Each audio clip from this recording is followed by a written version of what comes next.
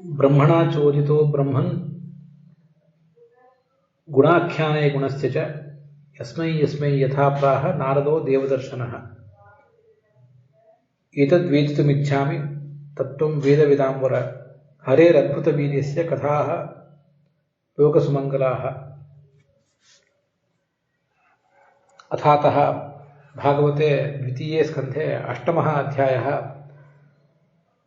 ಪ್ರಾರಭ್ಯತೆ.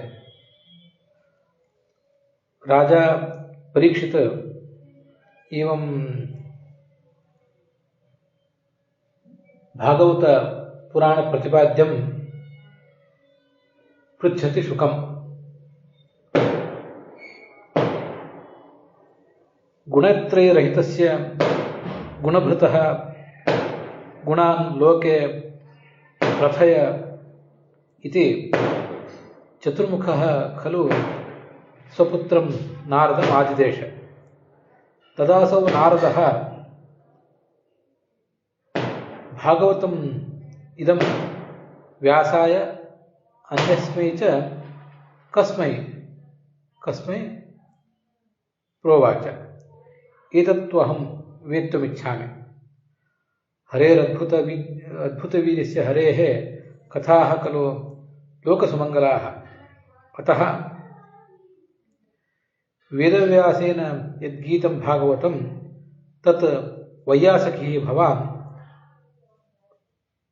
यथावत् प्रथयस्व. अनेन च भागवतेन त्वया उपदिष्टेन अहं कृष्णे निस्सङ्गं मनः निवेश्य इदं भौतं कलेबरं त्यक्तुमुत्सहे. कृष्णस्तु तेषां सर्वेषां हृदये अनतिदीर्घेण कालेन प्रविशति. ये श्रद्धया इदं शृण्वन्ति, ये च श्रद्धया गायन्ति, ये च अनुमोदन्ते. ಎರಡನೇ ಸ್ಕಂದದ 8ನೇ ಅಧ್ಯಾಯ ನಾವಿವತ್ತು ನೋಡಬೇಕಾದದ್ದು. ರಾಜ ಪರೀಕ್ಷಿತ ಹೀಗೆ ಶುಕಾಚಾರ್ಯರನ್ನು ಕೇಳಿದ. ಚತುರ್ಮುಖ ಬ್ರಹ್ಮ ನಾರದನಿಗೆ ಹೇಳಿದ್ದ, ಈ ಭಾಗವತವನ್ನು ಜಗತ್ತಿನಲ್ಲಿ ಎಲ್ಲ ಕಡೆ ಪ್ರಚಾರ ಪಡಿಸಬೇಕು, ಅದು ನಿನ್ನ ಕರ್ತವ್ಯ ಅಂತ. ಪರಮಾತ್ಮನಿಂದ ಚತುರ್ಮುಖ ಬ್ರಹ್ಮನಿಗೆ, ಚತುರ್ಮುಖ ಬ್ರಹ್ಮನಿಂದ ನಾರದನಿಗೆ ಇಳಿದು ಬಂದಿತ್ತಲ್ಲ ಈ ಭಾಗವತ, ಅದನ್ನು ನಾರದರು ಮತ್ಯಾರಿಗೆ ಹೇಳಿದರು? ವ್ಯಾಸರಲ್ಲಿಗೆ ಮತ್ಯಾರಿಗಾರು ಹೇಳಿದ್ರ? ಆ ಶ್ರೋತೃಗಳ ಹೆಸರನ್ನು ಕೂಡ ಹೇಳು. ಮತ್ತೆ ಪರಾಕ್ರಮೆಯಾದ ಮಹಾಮಹಿಮನಾದ ಆ ಭಗವಂತನ ಕುರಿತು ನಾವು ಏನು ಶ್ರವಣ ಮಾಡಿದರೂ ಕೂಡ ಅದೆಲ್ಲ ನಮಗೆ ಮಂಗಲಕರಣೆ. ನಮಗೆ ಬಂದಿರುವಂತಹ ಈ ಜಿಜ್ಞಾಸೆಯನ್ನೆಲ್ಲ ನೀನು ತಣಿಸಬೇಕು ಅಂತ ಕೇಳ್ತಾನೆ ಪರೀಕ್ಷಿತ. ಭಾಗವತವನ್ನ ಏನು ವೇದವ್ಯಾಸರು ಹೇಳಿದ್ದಾರೆ ಅದನ್ನು ನೀವು ನನಗೆ ಹೇಳಿದರೆ ನಾನು ಈ ವಿಷಯಾಸಕ್ತಿಯನ್ನು ತೊರೆದು ಆ ಭಗವಂತನಲ್ಲೇ ಈ ಮನಸ್ಸನ್ನಿಟ್ಟು ಮುಂದೆ ಶರೀರವನ್ನು ಪರಿತ್ಯಾಗ ಮಾಡಲಿಕ್ಕೆ ಸಮರ್ಥನಾಗ್ತೇನೆ. ಶರೀರವನ್ನು ಪರಿತ್ಯಾಗ ಮಾಡುವಾಗ ನಾನು ಯಾವುದೇ ರೀತಿಯಾದ ಗೊಂದಲಕ್ಕೆ, ಸಂಕಟಕ್ಕೆ ಗುರಿಯಾಗೋದಿಲ್ಲ. ಈಗಾಗಲೇ ನನ್ನ ಮನಸ್ಸು ಪಕ್ವವಾಗಿದೆ. ಸ್ವಯಂ ವೇದವ್ಯಾಸರಿಂದ ರಚಿತವಾದ ಭಾಗವತ, ಅವರ ಶಿಷ್ಯನೂ ಪುತ್ರನೂ ಆದಂತಹ ನೀವು ಆ ಭಾಗವತವನ್ನು ಹೇಳಲಿಕ್ಕೆ ತೊಡಗಿದರೆ ನನಗೆ ಅದನ್ನು ಕೇಳಿ ದೇಹ ಮನಸ್ಸೆಲ್ಲವೂ ಶುದ್ಧ ಆಗಿ ನನಗೆ ಈ ದೇಹವನ್ನು ಬಿಡಲಿಕ್ಕೆ ಅನುಕೂಲ ಆಗ್ತದೆ.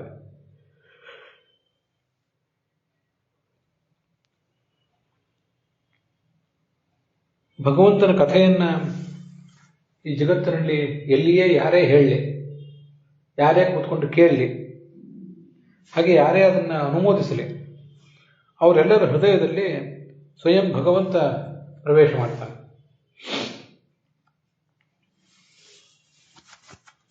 ಈ ಶ್ಲೋಕದಲ್ಲಿ 4ನೇ ಶ್ಲೋಕದಲ್ಲಿ ಯಾರು ಅದನ್ನು ಅನುಮೋದಿಸ್ತಾರೆ ಅನ್ನುವ ವಿಚಾರ ಬರಲಿಲ್ಲ. ಶೃಣ್ವತಃ ಗೃಣತಃ, ಹೇಳುವವರು ಮತ್ತು ಕೇಳುವವರು ಅಂತ ಇಷ್ಟೇ ಬಂತು. ನಾನು ಅದನ್ನು ಯಾರು ಅನುಮೋದಿಸ್ತಾರೋ ಅಂತ ಅದನ್ನು ಹೇಳಿದೆ. ಹಿಂದಿನ ಶ್ಲೋಕದಲ್ಲಿ, ಹಿಂದಿನ ಅಧ್ಯಾಯದಲ್ಲಿ ಕೊನೆಗೆ 55ನೇ ಶ್ಲೋಕದಲ್ಲಿ ಅನುಮೋದಿತಃ ಅನ್ನುವಂಥ ಶಬ್ದ ಬಂದಿತ್ತು. ಅದಕ್ಕಾಗಿ ನಾನು ಈ ಕಥೆಯನ್ನು ಪ್ರವಚನ ಮಾಡಿಸ್ಬೇಕು ಅಂತ ಯಾರು ಏರ್ಪಡಿಸ್ತಾರೋ, ಯಾರು ಹೇಳ್ತಾರೋ, ಯಾರೆಲ್ಲ ಕೇಳ್ತಾರೋ ಅವರೆಲ್ಲರ ಮನಸ್ಸು ಕೂಡ ಶುದ್ಧ ಆಗ್ತದೆ ಅಂತ ಈಗ ತಿಳ್ಕೊಂಡಿದ್ದೇನೆ.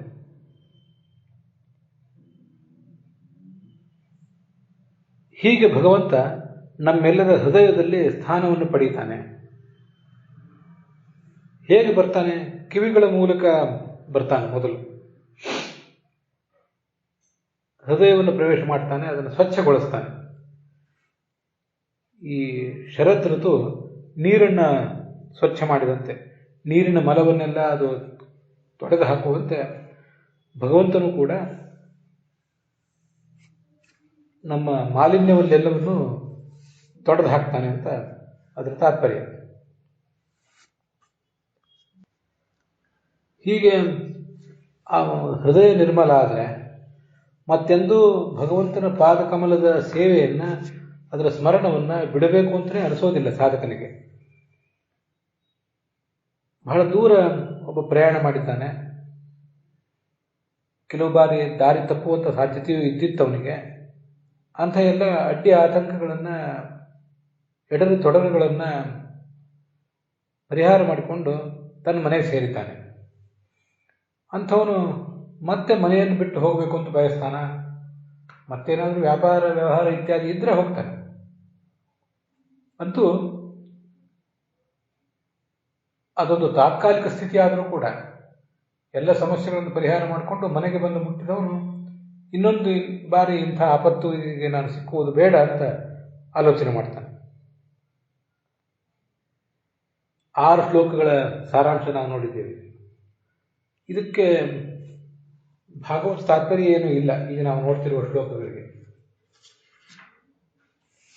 ವಿಜಯಧ್ವಜರು ಮತ್ತು ಉಳಿದವರೆಲ್ಲರೂ ಇದಕ್ಕೆ ಏನು ವ್ಯಾಖ್ಯಾನ ಮಾಡಿದ್ದಾರೆ ಅನ್ನೋದನ್ನು ಮಾತ್ರ ನಾವು ನೋಡಬೇಕಷ್ಟೆ. ಶ್ಲೋಕಗಳು ಬಹಳ ಸರಳವಾಗಿರೋದ್ರಿಂದ ಹೆಚ್ಚಿನ ಅರ್ಥವನ್ನೇನು ವ್ಯಾಖ್ಯಾನದಲ್ಲಿ ನಾವು ಕಾಣೋದಿಲ್ಲ. ಇಲ್ಲಿ ಗುಣ ಅಂತ ಶಬ್ದ ಇದೆ, ಗುಣಾಖ್ಯಾನಿ ಅಗುಣಸ್ಯ ಅಂತ. ಅಗುಣ ಅಂತಲೋ ಶಬ್ದಕ್ಕೆ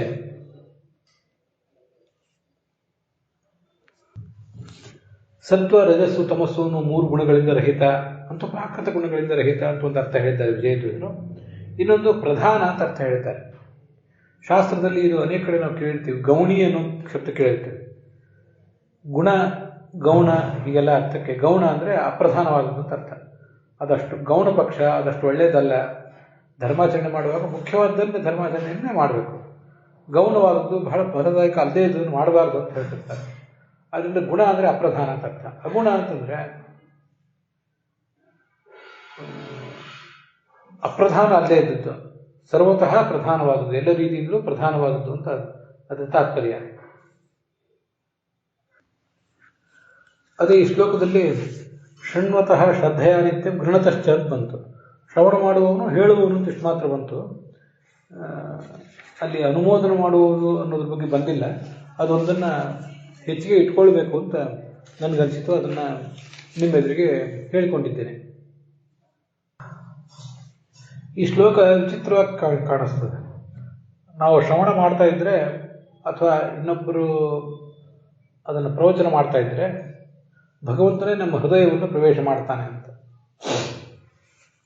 ಭಗವಂತ ಸರ್ವತ್ರ ವ್ಯಾಪ್ತನಾದ್ದರಿಂದ ಈಗಾಗಲೇ ಕೇಳುವವರ, ಹೇಳುವವರ ಹೃದಯದಲ್ಲಿ ಇದ್ದೇ ಇದ್ದಾನೆ. ಅವನು ಮತ್ತೆ ಪ್ರವೇಶ ಮಾಡುವುದು ಅಂದ್ರೆ ಏನರ್ಥ? ಅವನು ಇದ್ದಾನೆ ಎನ್ನುವ ಅರಿವು ಆಗುವುದು ಅಂತ ಅದರ ತಾತ್ಪರ್ಯ. ಹಾಗೆ ಫೀಲ್ ಆಗುವುದು, ಅದನ್ನು ಇನ್ನೂ ನಾನು ಸ್ಪಷ್ಟವಾಗಿ ಹೇಳಬೇಕು ಅಂತಿದ್ದರೆ, ಭಗವಂತ ಹೃದಯದ ಒಳಗೆ ಬಂದು ಕೂತ್ಕೋತಾ ಇದ್ದಾನೆ ಅಂತ ಪ್ರವಚನ ಮಾಡುವವರಿಗೂ ಮತ್ತು ಶ್ರವಣ ಮಾಡುವವರಿಬ್ಬರಿಗೂ ಕೂಡ ಹಾಗೆ ಫೀಲ್ ಆಗ್ತದೆ.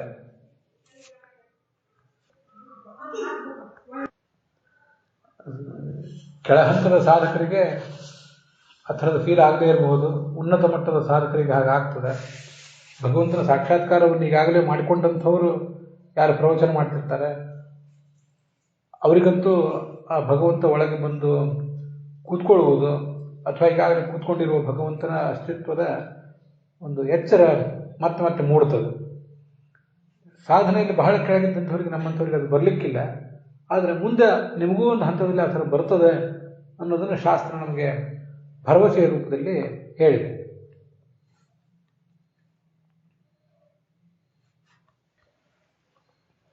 ಇನ್ನೊಂದು, ಆ ಮಾತು ಯಾರು ಆಡ್ತಾ ಇದ್ದಾನೆ ಮತ್ತು ಆ ಮಾತನ್ನು ಯಾರು ಕೇಳ್ತಿದ್ದಾನೆ, ಆಡುವವನ ಬಾಯಿಯಿಂದ ಕೇಳುವವನ ಕಿವಿಗಳಿಗೆ ಆ ಭಗವಂತನ ವಾಂಗ್ಮಯ ರೂಪವೇ ಪ್ರವೇಶ ಮಾಡ್ತದೆ ಅಂತ ಮತ್ತೊಂದು ಅದಕ್ಕೆ ಅರ್ಥ ಹೇಳಬಹುದು ಅಂತ ಈಗ ನನಗನ್ನಿಸ್ತದೆ. ವಾಚಿಸ್ಥಿತ ಸ್ತ್ರೀರೂಪೋ ಹಯಶೀರ್ಷಕ, ಛಾಂದೋಗ್ಯ ಭಾಷ್ಯ ಹೇಳುವಂತೆ ವಾಂಗ್ನಾಮಕವಾದ ಭಗವಂತನ ಹೆಣ್ಣು ಹಯಗ್ರೀವ ರೂಪ ಅದು ನಮ್ಮ ಹೃದಯವನ್ನು ಪ್ರವೇಶ ಮಾಡ್ತದೆ. ಅಥವಾ ಈ ಭಾಗವತದ ಪ್ರವಚನ ನಡೆದಿದ್ದರೆ ಅಲ್ಲಿ ಭಾಗವತದ ಪ್ರತಿಪಾದ್ಯನಾದ ಕೃಷ್ಣನೇ ಒಳಗೆ ಪ್ರವೇಶ ಮಾಡ್ತಾನೆ. ಹಯಗ್ರೀವನಾದರೂ ಪ್ರವೇಶ ಮಾಡ್ತಾನೆ, ಕೃಷ್ಣನಾದರೂ ಪ್ರವೇಶ ಮಾಡ್ತಾನೆ.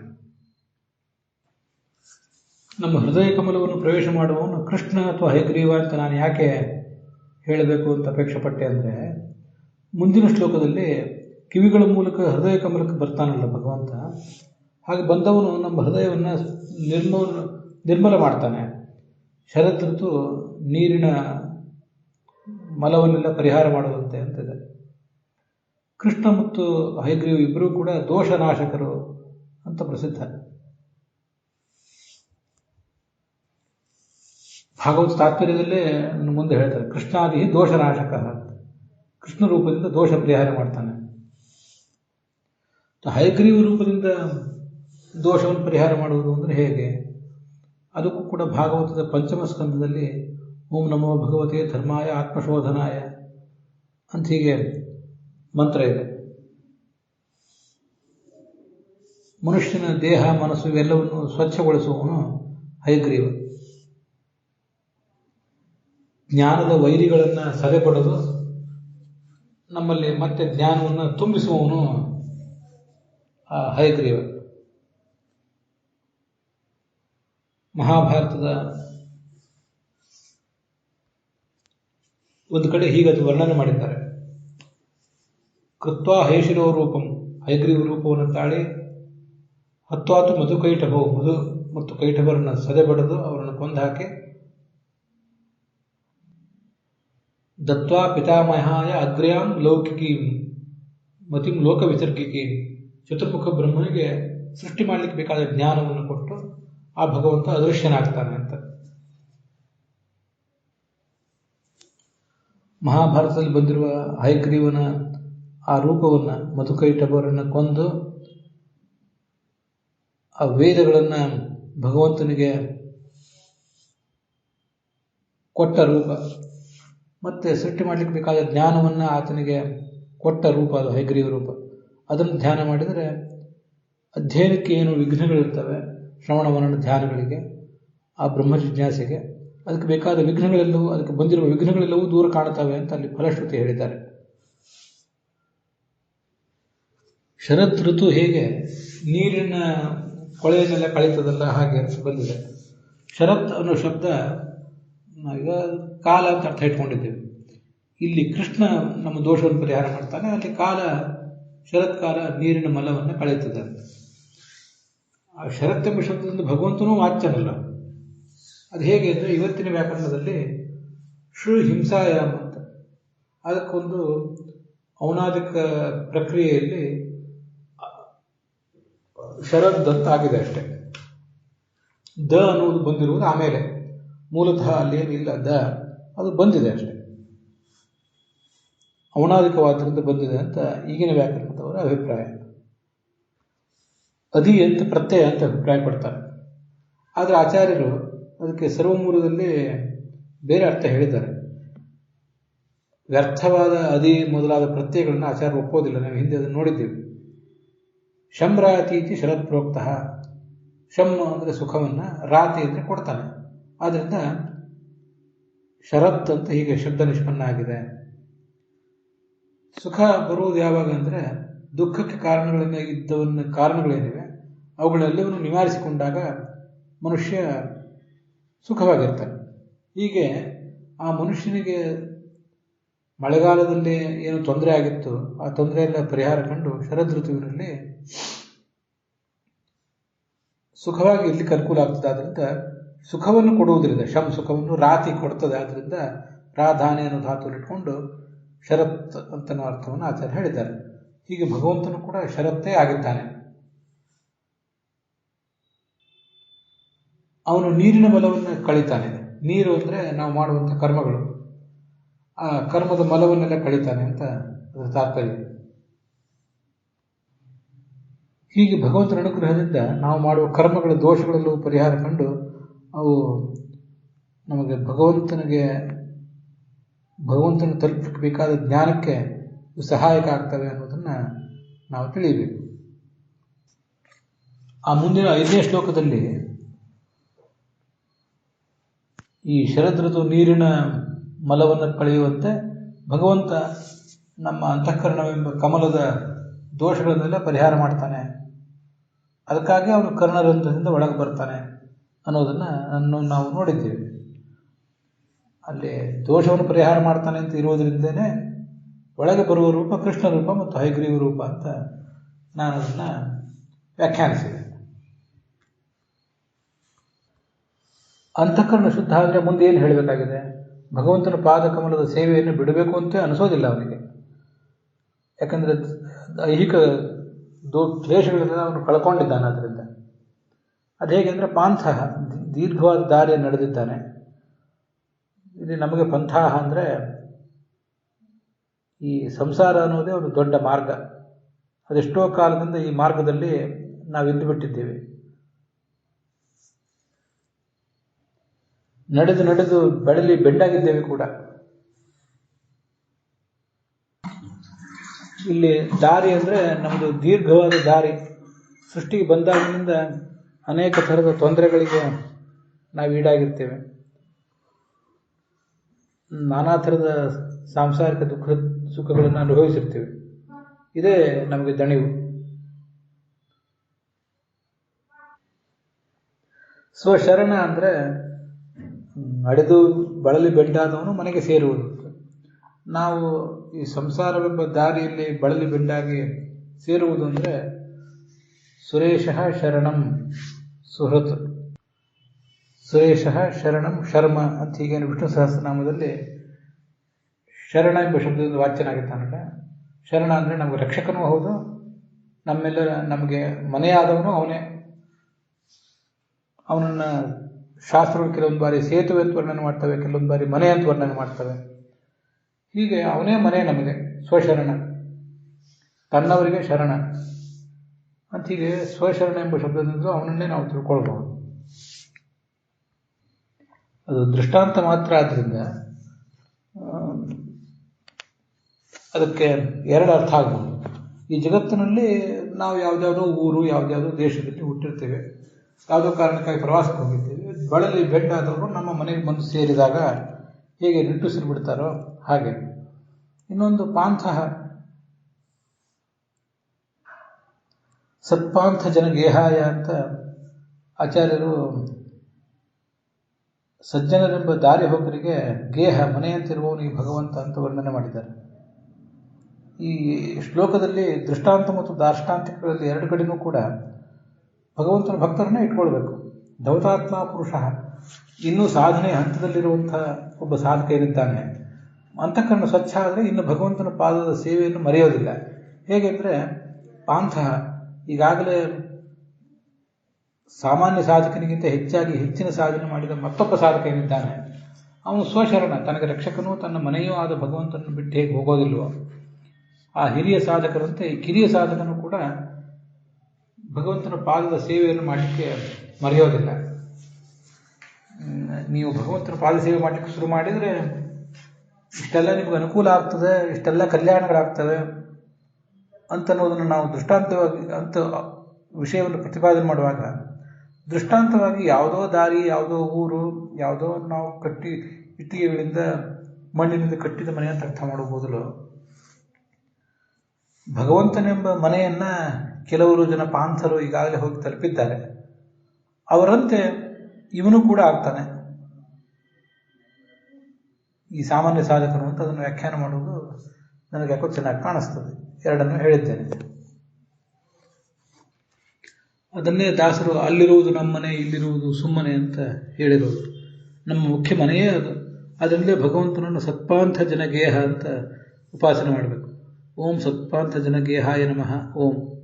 ಸ್ತ್ರೀಯರು ಹೇಳುವುದಾದರೆ ಶ್ರೀಂ ಅಂತ. ವಿಷ್ಣು ಸಹಸ್ರನಾಮದಲ್ಲಿ ಬಂದಿರುವ ಶಬ್ದ ಶರಣಂ ಅಂತ ಶಬ್ದ. ಓಂ ಶರಣಾಯ ನಮಃ ಅಥವಾ ಶ್ರೀಂ ಶರಣಾಯ ನಮಃ ಅಂತ.